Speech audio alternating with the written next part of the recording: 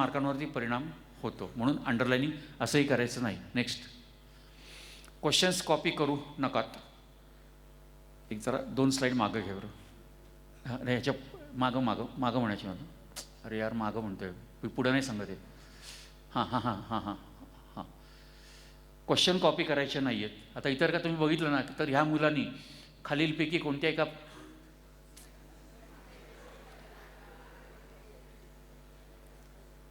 मागं आहे ना,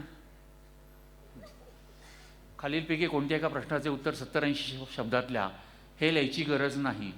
हा प्रश्न कॉपी केला, हे कॉपी करायची पण गरज नाही. खूप मुलं हे सगळं करतात आणि मग एकीकडे म्हणतात की आम्हाला अंडरलाईन करायला वेळ मिळत नाही म्हणून. तर या फालतू गोष्टीमध्ये ज्याच्यातनं तुम्हाला अर्धा मार्क पण मिळणार नाही, त्याच्यामध्ये टाईम कशाला वेस्ट करता तुम्ही?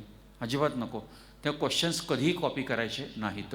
त्याच्यामध्ये वाया जाणारा वेळ वाचवा आणि तो अंडरलाईनिंगसाठी वापरा. नेक्स्ट, एक्झामला कोणती नाही, अलीकडं फार पुढं चाललं आहे, अलीकडं. हां, एक्झामला कोणतीही रिक्वेस्ट नको. आता नाही बघायला मिळत, पण पूर्वीचे मला अनुभव आहेत की मी साधारणपणे सांगतो की 95 हा सगळा प्रोग्राम आहे ना, हा मी स्वतः केलेल्या रिसर्चवरती आहे. आणि तो साधारणपणे मी 95 to 99 या पिरियडमध्ये मी दैनिक सकाळसाठी, सकाळमध्ये त्यावेळेला लेखमाला यायच्या, त्या सगळ्या मी कोऑर्डिनेट करायचो. त्यामुळे महाराष्ट्रातल्या संपूर्ण कानाकोपऱ्यातले शिक्षक हे माझ्या कॉन्टॅक्टमध्ये होते. त्यामुळे त्या शिक्षकांच्या मी संपर्कामध्ये राहायचो. ते पेपर त्यावेळेला पेपर चेकिंग करायला घरी मिळायचे. ते पेपर घरी चेकिंग करायचे. ते चेक करताना कोणत्या मानसिकतेतनं करतात, मार्क कुठं कापतात, याचा मी त्यांच्या शेजारी बसून अभ्यास केला. आणि तो अभ्यास म्हणजे हा कार्यक्रम आहे खरं तर. आता हे जे काही मी बोलतो हे बोलणारी बरीच लोक आहेत, पण त्याचा ओरिजिनल जो आहे तो माझ्या स्वतःचा 95 to 99 मधला जो रिसर्च आहे त्याच्यावरती हे बेस्ट आहे. त्याच्यामध्ये मी असं बघितलं, आता त्यानंतर काही आढळलं नाही, पण एक जोक म्हणून सांगतो. मला माहीत नाही ग्रामीण भागामध्ये अजून असं असतं का. एखादं पोरगं पहिल्याच पानावरती उत्तर, समजा मॅथ्सचा पेपर आहे किंवा इंग्लिशचा अवघड जातं, पहिल्याच पानावरती लिहिणार, माझी घरची परिस्थिती लय गरिबीची आहे, मला पास होणं लय महत्त्वाचं आहे. थोडक्यात तर त्याची घरची बॅकग्राऊंड, की एक्झामिनरला थोडक्यात हे की बाबा रे काहीतरी करून मला पास कर. काही वेळा एक्झामिनरला भीती पण घातली होते. भीती म्हणजे काय, मी साईबाबांचा भक्त आहे, म्हणजे झालं तू मला काय गडबड केली की माझे बाबा तुझ्याकडे बघतीलच. पण अशा कोणत्याही गोष्टीचा उपयोग हा होत नाही. आता असे प्रकार कमी आहेत, पण त्यावेळेला मात्र मी स्वतः माझ्या डोळ्यांनी असे प्रश्न, असे उत्तरपत्रिका बघितल्या होत्या. तर समजा असं झालं की मी क्वेश्चन नंबर 3A सॉल्व करतो आहे, तो गिव्ह रिझन्स आहे, कारणे द्या. मला 4 पैकी 3 कारणे द्या सॉल्व करायचे आहेत. मी 3A त्या अख्ख्या पेजवरती 1 to 3 तिन्ही प्रश्न सॉल्व केले. झालं, माझं पान भरलं, मला वाटलं छान झाले, आता तिन्ही प्रश्नांची उत्तरं झाली. आता मी 3A नंतर पुढच्या पानावर 3B चालू केला. पण नंतर अशी 4-5 पानं पुढे गेल्यानंतर माझी ट्यूब पेटली की अरे आपण ते तिसरे जे गिव्ह रिझन लिहिले ना, त्यात जरा काहीतरी गडबड गोची झाली बरं का, काहीतरी पॉईंट राहिला आहे, कोणता नाही आठवत नाही. मग जाऊ दे, आता 4 पैकी 3 होते, 3 मी लिहिलेले आहेत. आता चौथं लिहितो, पण तिथं कुठं जागा आहे, ते पान अख्खं भरलं आहे, तिथं चौथं लिहायला जागा नाही. मग तुम्ही ज्या पानावरती असाल, तुम्ही 4-5 पानं पुढे गेलेलात, ज्या पानावरती असाल त्याच पानावरती क्वेश्चन नंबरवरती 3A 4 असं टाकून तुम्ही त्याचं उत्तर हे लिहा. त्यासाठी जिथं तुम्ही त्या प्रश्नाचे 3 प्रश्न लिहिलेले आहेत गिव्ह रिझनमध्ये, तिथं खाली एक्झामिनरला नोट लिहू नका, याच्या पुढचा भाग 4-5 पानानंतर वाचावा वगैरे, असे काही त्यांना सूचना लिहायची गरज नाही. थोडक्यात असा पोरकटपणा नको, त्याचा काही परिणाम झाला तर उलट निगेटिव्ह परिणाम होईल. नवीन प्रश्न नवीन पानावरती.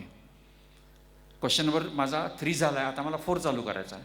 समजा क्वेश्चन नंबर 3 माझं हे पेज भरलं 3A, पुढचं पेज 3B झालं आणि 3B त्याच्या पुढच्या पेजवरती 4 ओळींवरती संपलं.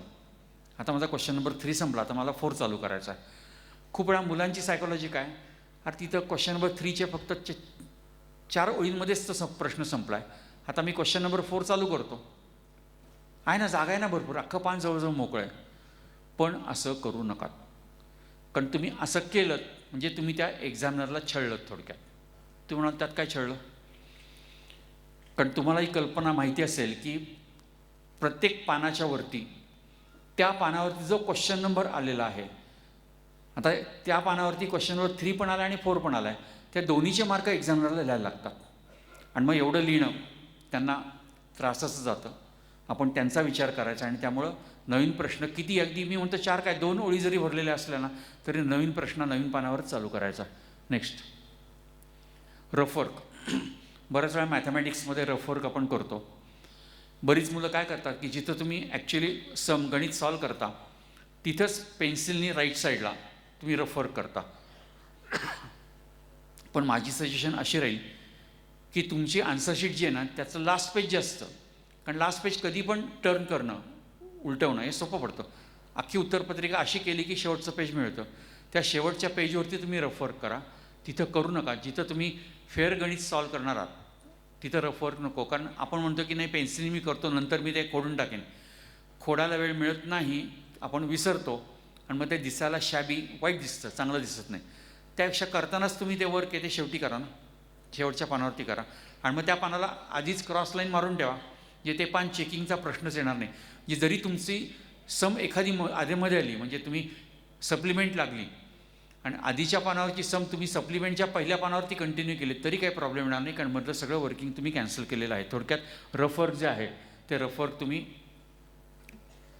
शेवटच्या पानावरती करायचं. कॅन्सलेशन, खाडाखोड.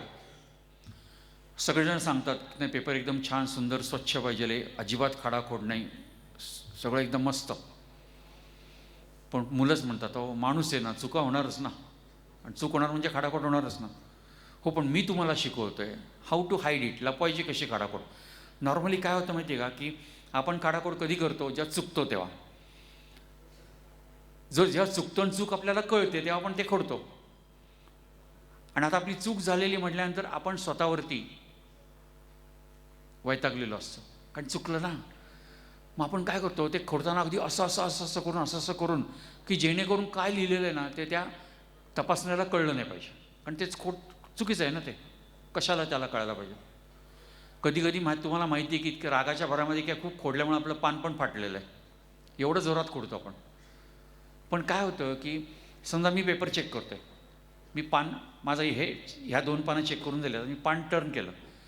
आधी मला काय दिसतं, तर आधी मला दिसतं की खूप जोरजोरात खोडलेलं असेल ना तर ते अंगावर येतं माझ्या, आणि माझ्या डोक्यामध्ये डायरेक्ट निगेटिव्ह विचार. एक एक्झामिनर म्हणून तर काय पोरगं आहे ना, साधं धड लिहिता येत नाही, कारण खाडाखोड खूप आहे ना. हा निगेटिव्ह विचार कुठंतरी, जिथं मला चॉईस असतो ना की ह्या मुलाला 2 पैकी 2 मार्क द्यायचे का, तिथं मी त्याला 1.5 मार्क देऊन जातो. ते तुम्ही खाडाखोड केली म्हणून तुमचा मार्क गेला का त्या प्रश्नामध्ये, तर मे बी तिथं नाही गेला पण पुढे कुठंतरी जाणार. त्यासाठी खाडाखोड करायची नाही, केली तर लपवायची. लपवायची म्हणजे काय करायचं बघा. आता समजा ह्या पानावरची मी माझ्या पहिल्या 4 ओळी छान लिहून झाल्यात आणि 5व्या ओळीवरली माझे 3 शब्द 1 2 3 हे 3 शब्द माझ्याकडनं चुकीचे लिहिले गेले. आता मला ते खोडायचे. मी पेन्सिल घेणार, आपल्याजवळ पेन्सिल असेच, त्या पेन्सिलने फक्त त्या 3 शब्दांवरती अशी रेघ मारणार. तेव्हा होईल काय, एक्झामिनर टीचर जेव्हा त्या प्रश्नाचं उत्तर चेक करत करत तिथपर्यंत येईल, म्हणजे जेव्हा इथं मी खोडलेलं आहे तिथपर्यंत येईल, तिथपर्यंत आल्यानंतर त्याला कळेल अरे हां या पोराने खोडल्यावर का. पण तुम्हाला वाटेल की नाही पण त्याला ते चुकीचं कळेल ना, आम्ही काय लिहिलं, अरे कळू देत ना, नाहीतर ते चुकलं म्हणून खोडलंच आहे ना तुम्ही, त्या कळल्याने काय फरक पडत नाही.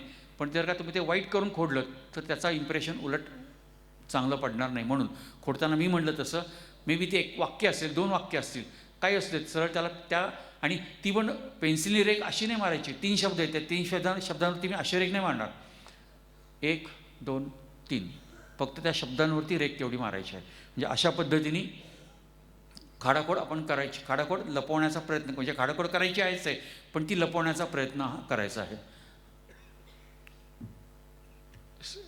स्लाइड मिस होत नाहीत ना कोणत्या. How many words in 1 line. किती नाही म्हटलं तरी एक्झामिनर त्यांचा एवढ्या वर्षाचा एक्सपिरियन्स त्याच्यावरनं त्यांना माहिती असतं की हां या प्रश्नाचं उत्तर एक 4 पॉईंटमध्ये आहे आणि एक सांगता 10 ओळींमध्ये उत्तर आहे बरं का. मग एखादं पोरगं काय करतं, 4 पॉईंट लिहितं पण त्याचं उत्तर 5-6 ओळींमध्येच होतं. मी त्याला 2 पैकी 1.5 मार्क दिला, माझ्याकडे भांडत आला, कुठं चुकलं आहे सांगा. मी पण वाचलं सगळं, सगळं बरोबर आहे म्हणजे काहीच चुकलेलं नाही आहे. पण मग इथं तो मुलगा कुठे कमी पडला. तर माझी एक टीचर म्हणून 4 पॉईंट आणि एक 8-10 ओळी